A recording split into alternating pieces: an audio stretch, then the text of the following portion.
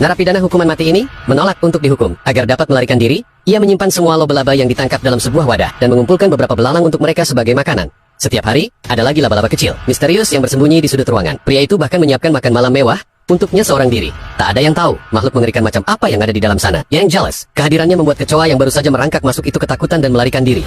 Melihat peliharaannya makan dengan lahap, pria itu akhirnya tersenyum puas. Namun pada saat itu, dua orang teman satu selnya menyerbu masuk. Dengan marah, perilaku aneh pria itu membuat mereka sangat tidak senang. Jadi, mereka ingin memberinya pelajaran hari itu. Si pengganggu menutup mulut pria itu dari belakang agar tidak bersuara. Rekannya mematahkan jari-jarinya dengan paksa, lalu mengambil wadah berisi laba-laba dan membuangnya ke tanah.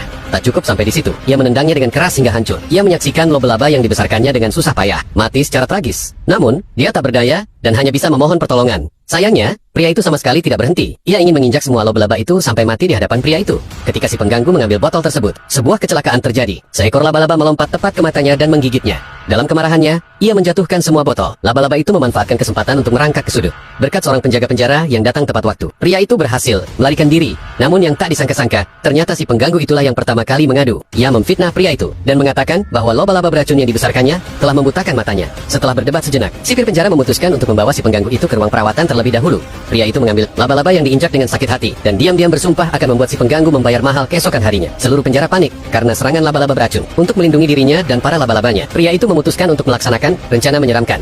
Ia memanfaatkan malam itu untuk menggambar beberapa simbol aneh di tanah. Lalu, ia berbaring di antara pola-pola itu dengan kedua tangannya terbuka sambil melantunkan mantra kuno. Begitu ia selesai berbicara, laba-laba merangkak keluar dari sudut satu demi satu dan terus menyelimuti seluruh tubuh pria itu. Namun, ia tidak takut. Sebaliknya, ia sangat gembira. Tapi itu belum cukup. Ia menantikan si kecil misterius di sudut.